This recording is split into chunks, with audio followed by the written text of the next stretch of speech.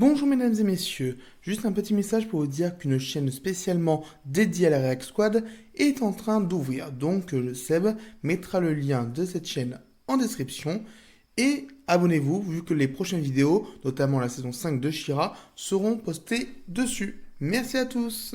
Bonjour à tous, nous voilà donc pour l'épisode final de la saison 4 de Shira. Donc, alors, bonjour tout le monde, et je vais commencer. Donc, cet épisode est bon dans l'ensemble, mais il y a de sévères problèmes, notamment de cohérence générale. Donc, en soi, c'est en gros, cet épisode, c'est en gros, il y a tout le monde qui va essayer d'attraper. Il y a Cynthia qui a fini son plan. En gros, elle va s'occuper. Il y a Katra qui se fait défoncer par Hordak, mais finit par lui défoncer la gueule, etc., etc. Bon, je vais vous faire des descriptif. En gros, c'est globalement, c'est donc il y a Scintilla et Scorpia qui arrivent à la Horde. Donc les trois zigotos de la Horde, bon, ils aiment bien Scintilla et Katra. Enfin, ils aiment bien Scorpia et ils en ont marre de Katra, donc ils se barrent. Voilà. Il y a Katra qui se fait défoncer par Hordak, puis elle lui défonce son arme, voilà, et elle lui dit clairement qu'il sert à rien et que c'est elle qui dirige tout dans cet endroit, et qu'elle a besoin de personne, y compris, surtout pas de lui. Du coup, ensuite, il y a Scorpia qui se connecte au grenat noir. Bonjour, la connexion avec toute la quête, etc. pour Scintilla, alors que là, il suffisait juste de le prendre dans ses bras, le grenat noir. Non, non, non, voilà, merci. Donc, on se pouvoir sortir des éclairs, donc équilibre de la planète, donc du coup, Grand Espoir va pouvoir faire son truc. Alors, notre cher Ardora sent la puissance qui arrive, étant donné que c'est le cas. Donc, toutes les princesses sont overpétées parce que, bon, elles ont une énergie considérable sous la main maintenant. Ça, jusque ça va. Et il y a Doublia qui vient faire son speech devant Katra en lui disant, etc.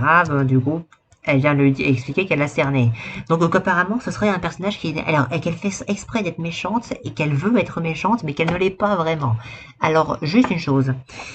Tout ce que dit Doublia à Katra est vrai. Sauf ça. Elle lui dit qu'il y en a qui n'ont pas confiance en elle, il y en a qui n'ont pas cru en elle, il y en a qui n'ont pas eu besoin d'elle, il y en a qui sont partis, parce que le problème c'est elle. Mais tout ça ne fait pas de Katra quelqu'un de pas méchant. Au contraire, c'est tout ça qui a forgé Katra, qui l'a fait se sentir abandonnée et qui a fini par en faire une grosse tarée. Donc si, Katra est une méchante, désolé d'oublier. Donc, du coup, par contre, j'aime bien son petit dandinage quand elle fait son chat en dos rond collé à Katra en mode chat aussi. Ça, c'était marrant. Enfin bref, du coup, elle lui fait tout son speech, et du coup, elle lui montre que toutes ses troupes sont données en embuscade, et qu'elle comprend, et Katra comprend qu'elle l'a trahi. Et pourquoi elle l'a trahi?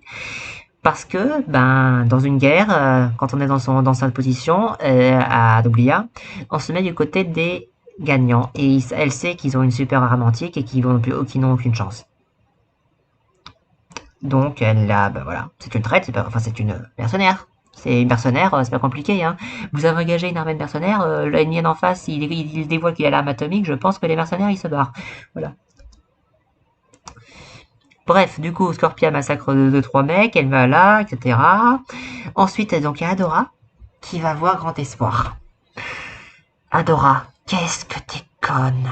Mais j'en parle après, Du coup, il y a toute l'explication et Grand Espoir dit que c'est qu'elle a passé un temps fou à fouiller l'univers pour la ramener ici parce qu'elle avait besoin d'une Shira justement. Ce qui est vrai.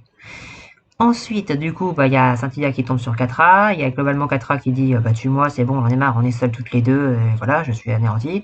Et là, là c'est maintenant que le cœur commence à s'activer et du coup toutes les princesses sont pompées de leur énergie littéralement et l'arme va s'activer. Et là, il y a toute une mise en scène. C'est la meilleure séquence pour moi de la saison, si ce n'est de toute la série jusqu'à maintenant, en tout cas. Du coup, Grand Espoir va sortir la planète de Despondos, aussi un problème dont on va parler. Parce que maintenant que tout est équilibré, elle peut. Donc la planète sort, on passe sur un Rapta qui le voit, etc. Ensuite, il y a toute la séquence où il y a Adora qui ne veut pas déclencher l'arme, et il y a tout un truc qui va être sur Grand Espoir qui va retrouver sa personnalité d'avant et permuter entre la personnalité modifiée et la vraie, jusqu'au moment où ça va lâcher et où Adora va briser l'épée. Du coup, il n'y a plus de Shira.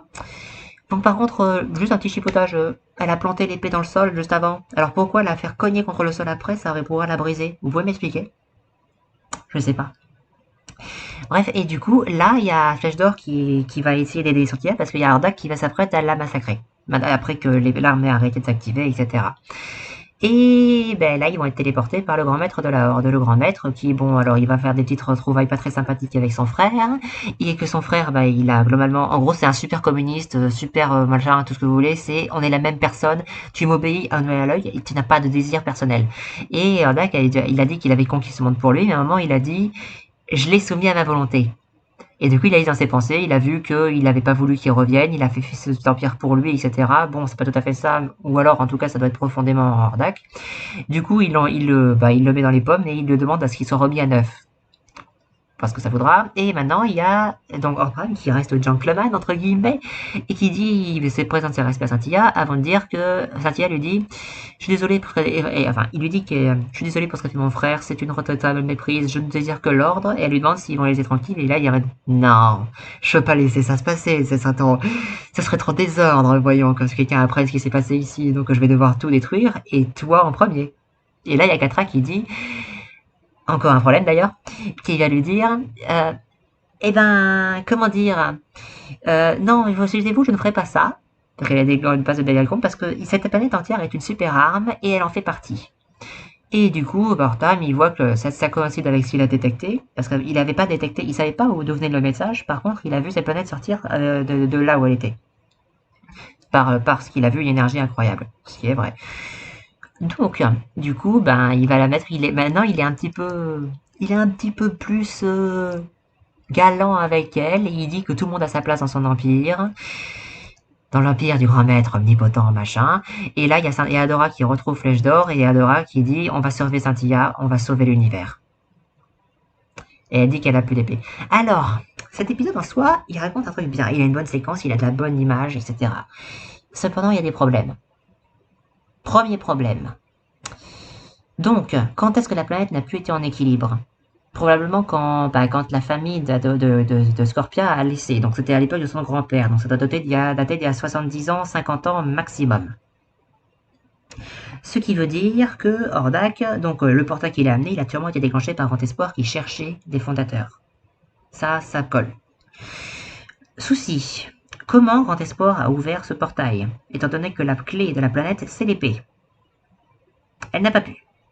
Ensuite, le second portail qui a permis de ramener Adora, bon, on peut dire qu'elle a continué de chercher, mais là, la planète n'était plus en équilibre, donc ça a failli détruire la planète de le faire, de la ramener. Bon, il l'a ramenée, donc elle lui a jamais menti, contrairement à ce que elle a contribué au fait que le portail soit ouvert pour ramener Adora, mais c'est Hordak qui l'a enlevé. Donc elle n'a pas menti.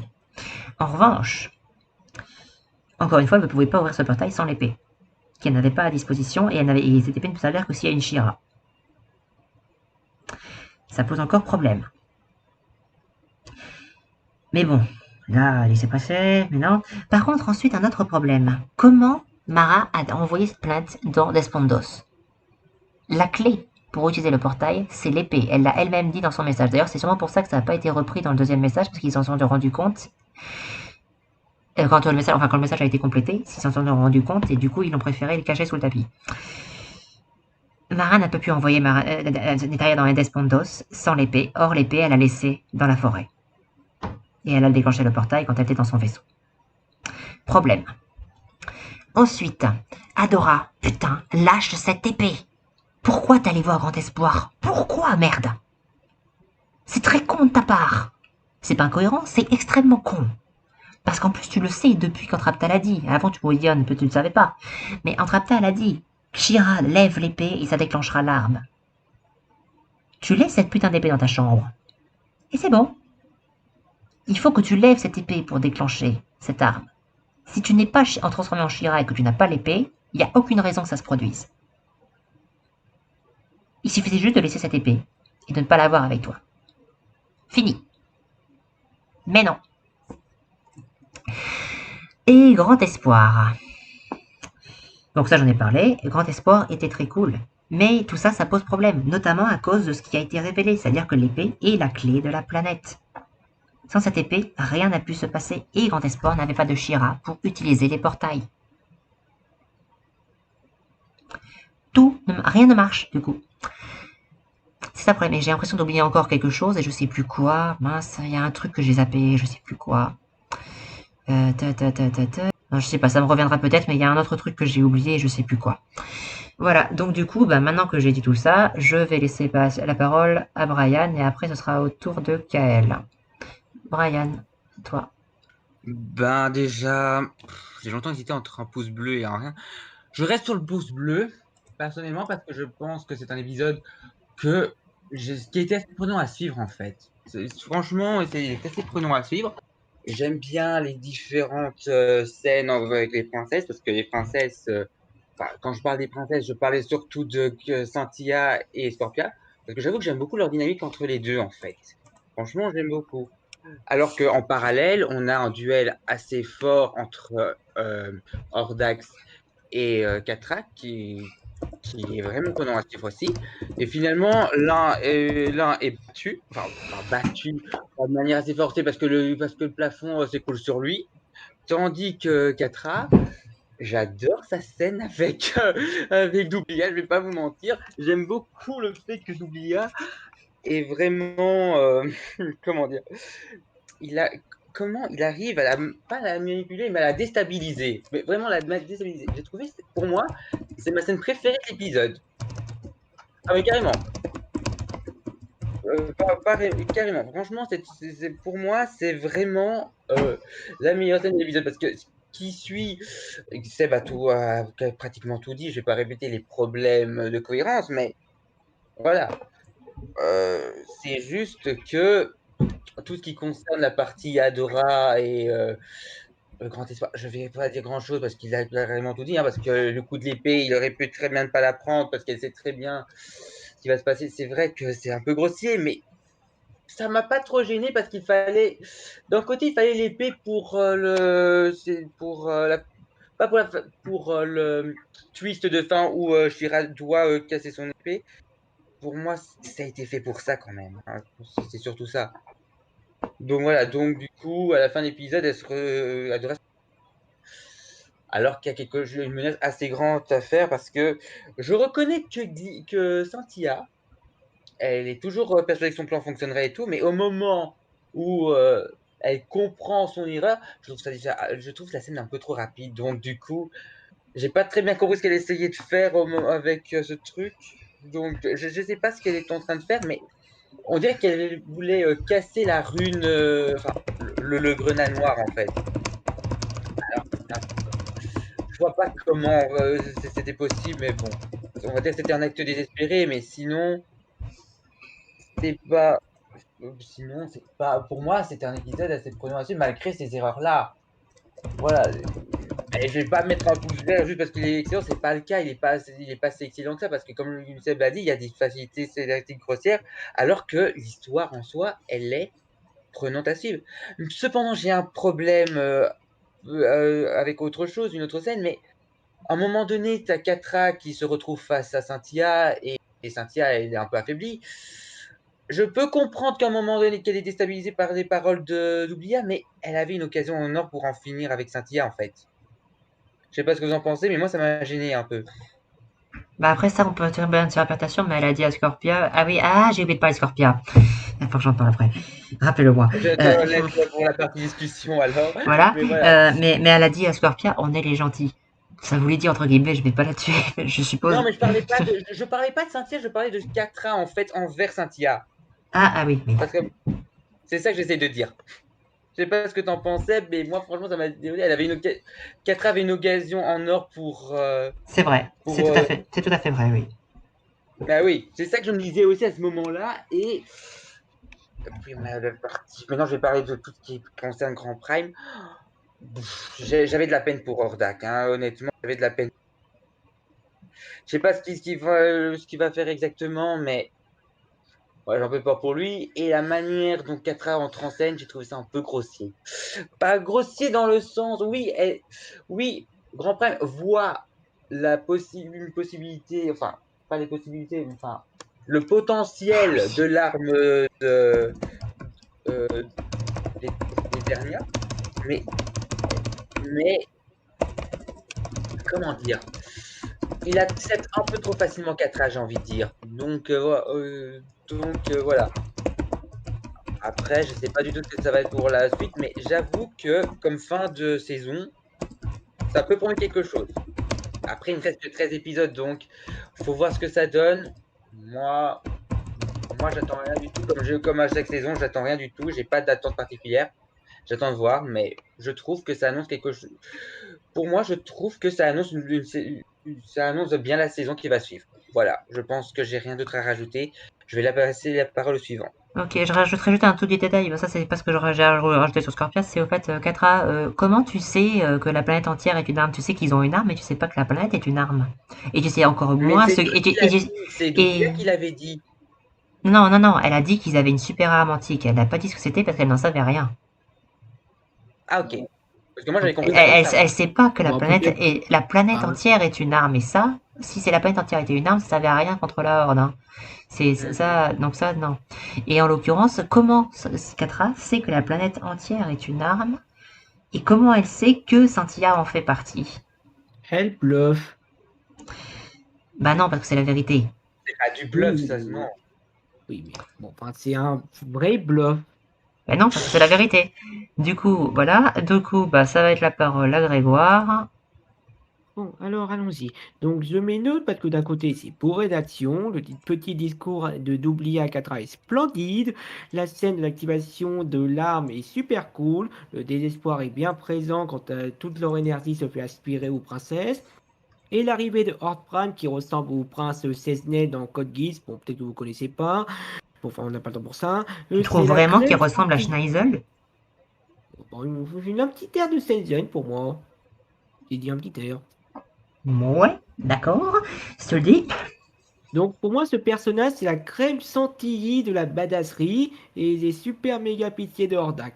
En revanche, si Adora n'avait pas été cercé son épée, était resté en mode normal, Grand Espoir n'aurait même pas pu activer son plan et en plus il a un retournement bien trop facile, on commence à amorcer une sorte de rédemption de 4A. Ouais, 3 saisons trop tard, les mecs. C'est comme si Kylo Ren était devenu gentil dans Star Wars 9. Oh merde. Et au final, Horde Prime aurait dû débarquer en saison 5. J'aime bien le personnage, mais il aurait fallu qu'on y commence En fait, je comprends pourquoi la saison 5 va être aussi rushée. Pour le reste, voyez avec Seb. Attends, pourquoi t'as dit quoi sur 4A? J'ai pas compris. On commence à voir quoi? On sent un tout petit peu qu'ils vont amorcer une rédemption avec elle. Or, c'est beaucoup trop tard pour ça. Je vois pas en quoi ça t'amorce une rédemption. Franchement, au contraire, elle s'enfonce, elle s'enfonce et elle s'enfonce. Il y a son fonce, mais je sais pas pourquoi je sens qu'ils vont essayer de la rédempter. Je le sens venir à 10 000 kilomètres. Qui sait, peut-être. Enfin, j'avais l'impression que tu serais potentiellement spoilé ou pas. Enfin, je sais pas. Hein. Mais disons que la rédemption, on la sent plus tôt dans les épisodes précédents que dans cet épisode-ci. Je suis pas d'accord avec toi, Grégoire, en fait.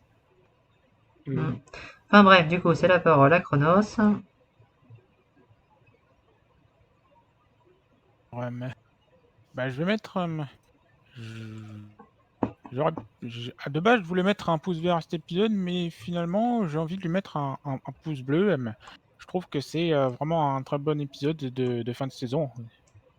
Entre, par exemple, Catra qui a droit à un combat très brutal entre elle et Hordak, on voit vraiment que là, elle est désespérée, que tout le monde l'a abandonnée, qu'elle est au fond du gouffre. Et je vais pas vous mentir, j'avais un peu de peine pour elle. Et, et je trouve qu'à la fin, on part sur un truc assez intéressant avec Catra qui s'interpose et qui prend la défense de Scintilla et tout. Je trouve que ça apporte quelque chose qui peut être intéressant pour le personnage par la suite. Du coup, j'attends de voir ce qu'ils vont en faire. Et aussi, je crois que le meilleur point de cet épisode, c'est son intensité et sur son action. Je trouve que c'est très fort à ce niveau-là. La scène où il y a toutes les princesses qui souffrent parce que leur pouvoir est en train d'être utilisé et Adora qui essaye de lutter et qui brise l'épée. Je trouve que c'est un très beau moment d'intensité.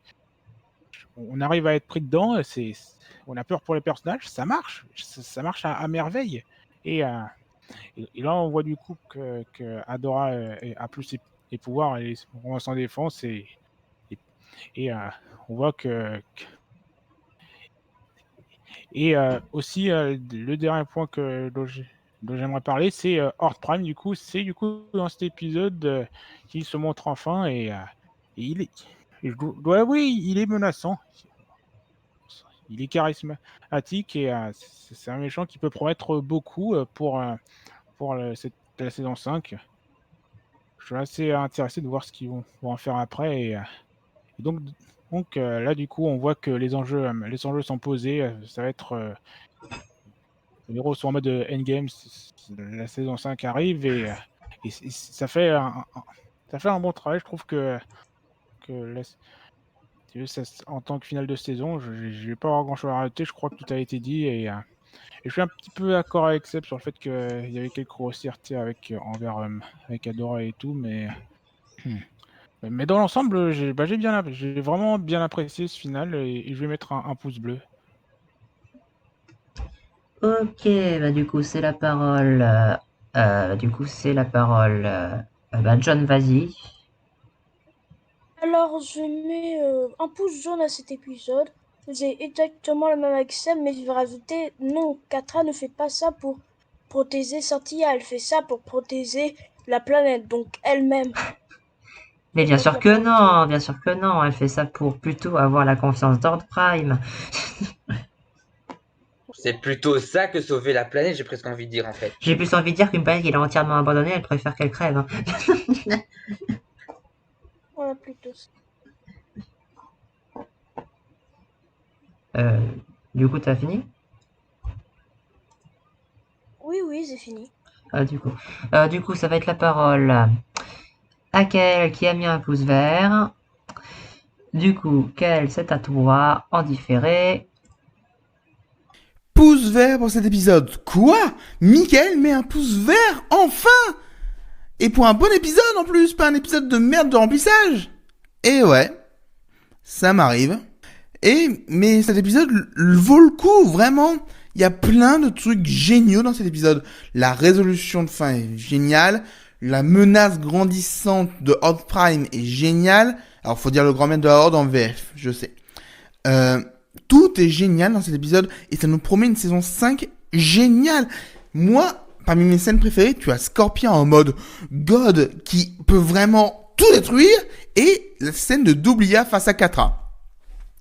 Mais comme je suis quelqu'un qui n'aime jamais rien totalement, on va faire du petit chipotage. Donc, La petite théâtre du chipotage. lors de la discussion entre Catra et Doublia, elle dit couper. Non, on ne dit pas couper. Hein. Les films n'existent pas dans votre univers. Ou alors j'ai loupé un truc. Ensuite, Sirena, lors de sa contamination, elle détruit tout. Ce n'est pas ton caractère, Sirena. Change un peu, ce n'est pas toi. Ensuite, grand espoir, quand tu nous montres un schéma et qu'il n'y a que 5 princesses reliées à une pierre runique. Comment dire ça? C'est un peu, non?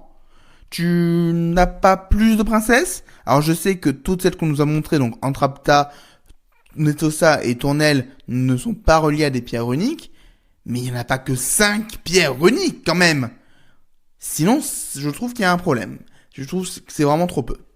Ensuite, Entrapta et Flèche d'Or qui découvrent les étoiles. Comment vous connaissez ce mot? Alors, peut-être que vous avez pu le voir dans des écrits de fondateurs, tout ça, mais j'avoue que je suis un peu étonné. Et ensuite, là, c'est un chipotage sur la VF. Parce que dans la scène où Grand Espoir ne veut pas que Adora utilise l'épée, elle ne la détruise, on a une VF qui fait « ne fais pas ça, ne fais pas ça ». C'est nul. Parce que en VO, ils font « don't do it, don't do it ». Il y a vraiment un changement de voix entre le don't et le do it qui fait ne fais pas, fais ça. C'est intraduisible en VF, on est d'accord, mais c'est vraiment dommage qu'on n'ait pas pu le garder. C'est parce que la VO est meilleure sur ce coup-là. Ah, j'aime pas dire ça, parce que je loue la VF depuis le début, mais là, la VO est vraiment meilleure. Mais bref, c'est vraiment que du chipotage. Cet épisode est génial, il nous promet une bonne saison 5, une grande saison 5. Il nous le promet en tout cas. Bref, merci à tous d'avoir écouté et n'oubliez pas d'aller voir la vidéo sur la chaîne. À très bientôt. Donc du coup, Xana, tu peux lire pour Juju. Ouais, juste le temps de retrouver son texte. Neutre, Scorpia et Santilla se ramènent du côté de la Horde et finissent par balancer des éclairs et elle finit par balancer des éclairs lorsqu'elle est connectée. On a le droit à une grosse bagarre entre Hordak et Catra. J'ai même de la peine pour Catra. Ah bon?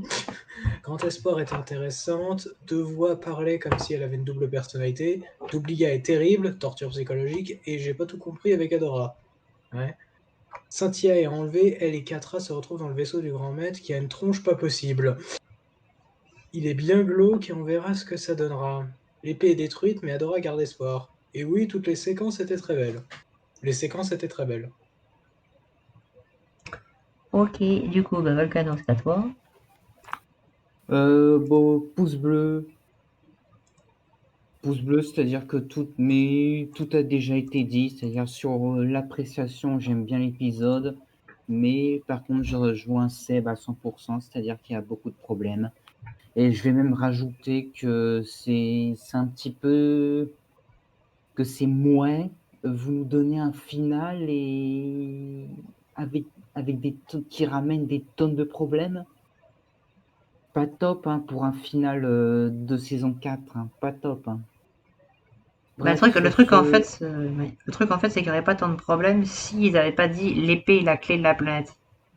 Si ça n'avait pas été introduit, ça, qu'il a fallu pour ouvrir les portails, ça poserait pas tant de problèmes. Il y en aurait quand même, mais il n'y en aurait pas autant. Ouais, bon. Bref, c'est dommage, quoi. Hein. Un final de saison, il y a autant de problèmes. Bref, voilà, j'ai fini, je te laisse la parole, Xana.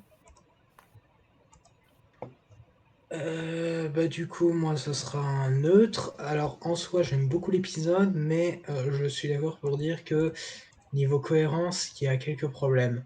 Et c'est con, mais t'as de bonnes séquences. Hein. Par exemple, Lonnie qui demande à Cynthia de prendre bien soin de Scorpia, ça c'était bien. Le fait que qu'on sente vraiment que Mika s'inquiète pour Cynthia, ça c'est bien. Le combat avec le combat Catra en Hordak, bon, un peu facile, mais bon, ok, pourquoi pas. Même si je suis pas tellement satisfait de la prestation d'Hordak, pour le coup. Et bon, par contre, Catra qui... on a vu Catra se faire téléporter par le rayon du grand maître. Alors, on a vu que le sol avait été téléporté avec, donc j'imagine qu'elle était en dessous.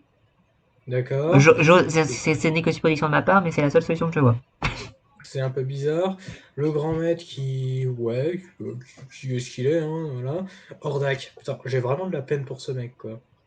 Ouais. Qui aurait cru qu'au visionnage de la saison 1, j'aurais de la peine pour ce mec. Putain. Putain, mais comment le pauvre... il est en mode, oui, j'ai conquis Eteria pour toi, machin. Non, mais t'es pas censé avoir de volonté propre. Qu'est-ce que tu me fais, toi? Allez hop, reconditionnement. Il le punit même pas parce qu'il s'est foiré. Il le punit parce qu'il a eu l'idée de le faire de son propre chef. Ouais. C'est violent, quand même. Non mais t'inquiète pas, tu comprends pas, ils ont un cerveau collectif, il faut être dans la doxa dominante. C'est violent quand même, et en plus il n'est pas parfait, c'est un raté. Et sachant que Antrapta dit que l'imperfection c'est magnifique, putain la confrontation entre les deux ça va être compliqué. Ça va être violent la confrontation entre les deux. S'il y en a une. Ouais. Non, en soi j'aime bien cet épisode, mais il a les problèmes que vous avez cités. Donc je veux pas aller plus haut que notre. Ok, et bien du coup ça va être la partie suivante, mais du coup juste avant je vais rajouter 2-3 petits trucs. Bon, alors déjà, meilleure séquence de cet épisode, et que j'adore cette séquence, parce que j'arrête pas de me la regarder en boucle, ça vient du moment où il y a Adora qui dit c'est pas mon destin, et il y a Grand Espoir qui dit tu obéiras. Et à partir de là, la séquence ça s'arrête au moment où elle brise l'épée. J'adore cette séquence. Ensuite, il y a le truc de Scorpia. Bon, alors c'est pas un problème, je précise. C'est juste que c'est quand même à noter.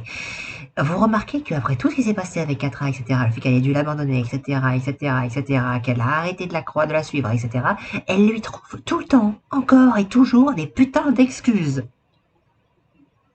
Non mais là tu passes, s'il te plaît, lui fais pas de mal, etc. Elle lui trouve tout le temps des excuses. Je suis désolée, Scorpia, au bout d'un moment, là c'est pathologique. Va voir un psy, mais là c'est au niveau pathologique. Les couilles. Mais bon, maintenant, passons au gros truc qu'il y a à développer, que je ne pouvais pas développer dans une partie intrinsèque. Donc, alors, qu'est-ce que nous venons d'avoir? Cette planète était une arme, d'accord, mais pourquoi? Et après, parce que ce qui nous a été montré, c'était potentiellement que les fondateurs étaient méchants. Et moi, j'ai envie de dire non. Alors déjà, parce que par rapport au... Je sais pas, nos sous-titres doivent être buggés parce que ça parle d'exploser, ça pourrait exploser le cœur, etc. Et moi, j'ai envie de dire non, il serait activé ou déclenché, oui. Parce que bon, sinon, voilà. Sinon, sinon, je vois pas comment pouvoir dire qu'il faut protéger Etheria, déjà. Mais surtout, elle dit qu'il faut déchaîner le cœur contre les ennemis des fondateurs. Et les ennemis des fondateurs, c'est pas ceux qui habitent Etheria, et c'est plutôt des endroits ciblés. Mais quoi qu'il en soit, le plan des fondateurs, c'était certainement, et sans le moindre doute, d'éliminer la Horde, qui était en train soit de les éliminer, soit de faire quelque chose. Donc Mara ne voulait pas détruire des mondes, certes, mais elle ne devait pas connaître toute l'histoire, parce que, en fait, en faisant ça, elle a précipité la mort de son peuple, en fait. Littéralement. Et donc, au passage, de l'asservissement total de l'univers.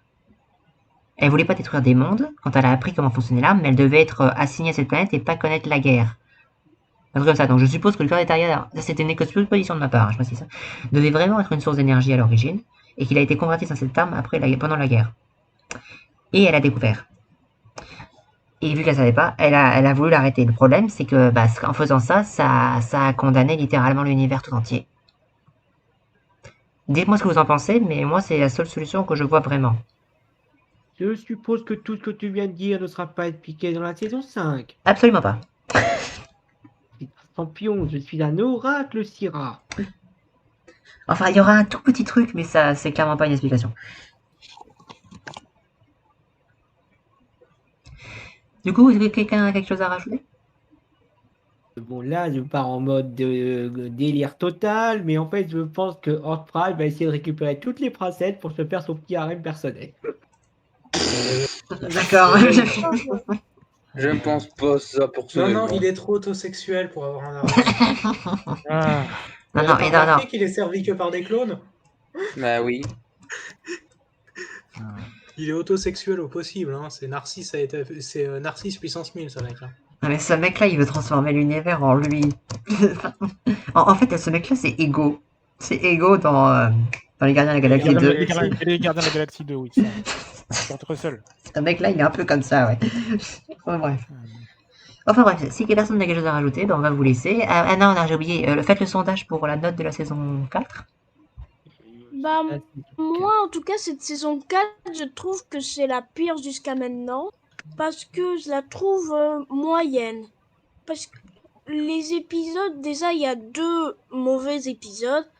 Le seul mauvais épisode jusqu'à maintenant, enfin, jusqu'aux 2 mauvais épisodes, c'était la saison 2. Plus le fait que je trouve la majorité des épisodes soit moyens, soit corrects. Il y a un très bon, un excellent. Enfin, je parle pour moi. Hein. Un très bon, un excellent. Et quelques 2-3 bons sans plus. Du coup, pour moi, c'est la pire saison en tout cas. Enfin, je dirais pas qu'elle est mauvaise, mais elle est moyenne. Alors, pour ma part, je vais mettre un neutre à cette saison. Je trouve qu'elle est un peu handicapée par rapport aux autres. C'est la moins bonne de la série pour moi, mais je trouve qu'elle est plutôt bonne. Je trouvais que j'ai dépris dans les genres de jeu et ce que ça voulait raconter. Il y avait deux épisodes que je trouvais mauvais et ceux que je considère mauvais au sein de la série, mais dans l'ensemble, je trouve que ça fait bien le taf et que c'est cool. En ce qui me concerne, c'est la moins bonne des 4 saisons. Des saisons, pour l'instant, c'est une des moins bonnes, ça, il n'y a pas photo. Après, je peux pas dire qu'elle est mauvaise non plus, parce qu'il y a de très bonnes idées, il y a de bons moments. Rien que le rythme est un peu en dessous de la saison 3. Et il y a aussi quelques invraisemblances, mais disons qu'elle te saute pas aux yeux dans l'immédiat, quoi. C'est pas comme dans d'autres séries que j'ai vues où tu te dis mais putain, mais sortez-vous les doigts du cul les scénaristes, sortez-vous les doigts du cul les personnages, quoi. Là ça va, ils essayent d'être proactifs et ils continuent quand même à essayer de faire leur truc. Après, il y a aussi un problème, c'est le conflit Cynthia-Adora, il tourne en rond. Le problème, en fait, c'est qu'il y a des moments où c'est vraiment un conflit justifié, mais il y a d'autres moments où c'est juste là pour faire du conflit qui sert à rien et qui en plus dessert le propos. C'est la majorité du temps que c'est ça. Bon, la majorité du temps, c'est du mélodrame pour pas grand-chose, c'est gratuit. On a l'impression de voir des gosses de maternelle se battre, je trouve que c'est chiant. Cette Après, il y a des saison fois où m'a c'est juste- rendu. Enfin, cette saison, Après, il y a des moments très drôles, par exemple. Après, il y a des moments sympas. Par exemple, j'aime beaucoup quand ils vont dans le jardin de Ténébra et qu'ils sont en mode ça, c'est quoi? Ah, bah, ça, c'est une plante magique pour moi, pour me permettre d'utiliser tel sort. Et ça, c'est quoi? Oh, ça, c'est juste des marguerites. Ça m'égait. ouais, bon, par Moi, contre, Ténébra, c'est le meilleur personnage de la saison 4. bon, par contre, alors cette saison, on sent un truc, c'est que cette série, on sent qu'ils ont globalement, ils ont réfléchi à des choses à l'avance, mais clairement, comme le mais I'm Not Dead. ils ont réfléchi à des choses à l'avance, comme le cœur de Taria, je pense que c'était vraiment prévu de base. Le problème, c'est qu'ils ont introduit des choses, notamment dans la saison 3, qui est la meilleure, clairement, mais ils ont introduit des choses, notamment le truc de l'épée qui contrôle la planète, ou du moins qui est la clé pour les portails, etc. Ça, c'est un exemple parmi plusieurs. Et ils se sont coincés avec ça. Du coup, ça crée des problèmes de cohérence et ça pose problème. Donc je pense qu'ils ont réfléchi à des choses à l'avance, une trame principale, mais ils n'ont pas réfléchi aux détails, et, je parle pas forcément de tout petits détails microscopiques, je parle quand même de gros détails qui font que ça te met les choses en caduc. Et c'est dommage, c'est vraiment très dommage, parce que, bon, malgré le côté féministe assumé de la série, le côté on ridiculise les garçons, etc., il y a quand même une histoire intéressante dans cette série. Il y a une histoire intéressante, donc si on passe outre le côté, voilà, ça c'est chacun ses opinions par rapport à son orientation. Il n'empêche qu'une série, ça se juge sur son scénario et ce qu'elle veut raconter. Et là, dans ce que ça veut raconter, il y a un truc qui est intéressant et qui peut être très prenant. Le problème, c'est que c'est desservi par des problèmes de cohérence. Donc cette série, Ils sont bien moins flagrants que dans d'autres séries qu'on a déjà vues. notamment ce qui s'appelle une certaine saison 4. Hein. Pour ceux qui savent pas, c'est celle qu'on a traitée juste avant. Ah oui, votre... aussi Ouais, les MCO, quoi, oui. Ouais, non, mais alors, la pire trahison possible. Non, mais juste pire trahison possible. Tu peux pas faire une incohérence pareille. Enfin, Ce bref. n'est qu'un mauvais rêve, Seb. Si, de toute façon, Isana, on travaille dessus, là, on travaille sur une réécriture intégrale d'une suite. On est plutôt bien parti, on est plutôt content. On verra. Ah ouais. Non, c'est Miraculous que je vais réécrire. Arrête. Enfin On n'est bref, pas- Enfin, Ouais, bref, ça, il y a... Enfin bref, Xana, on te laisse finir. Ouais, moi, en soi, c'est pas une mauvaise saison, c'est pas mauvais, mais clairement c'est perfect. Mais clairement les défauts se voient, c'est clairement perfectible, quoi. Et le plus, mais les- je vais donner mon et- avis sur cette saison 4 parce que j'ai pas encore donné le mien parce que vous avez tous parlé en même temps. J'ai pas pu en placer une. Voilà, personnellement, c'est une saison qui n'est pas si mauvaise que ça. Je l'ai même trouvé assez prenante malgré ses défauts. Je reconnais que la dispute entre Cynthia et Adora, j'ai trouvé que ça a tellement forcé. Vraiment pour un conflit ridicule, pour une facilité scénaristique à la fin. C'est plutôt pour ça. Il y avait moyen de faire mieux que ça, je trouve.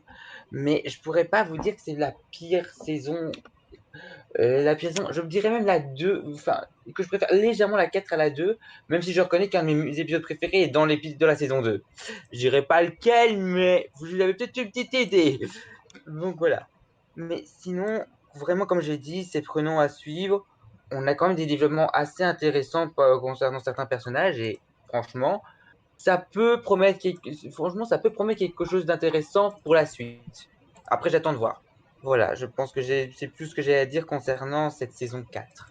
Donc, si quelqu'un a quelque chose à rajouter, Alors moi, je détaillerai bien sûr mon avis dans ma propre vidéo bilan sur la saison 4. Je vous la montrerai quand elle sera sortie.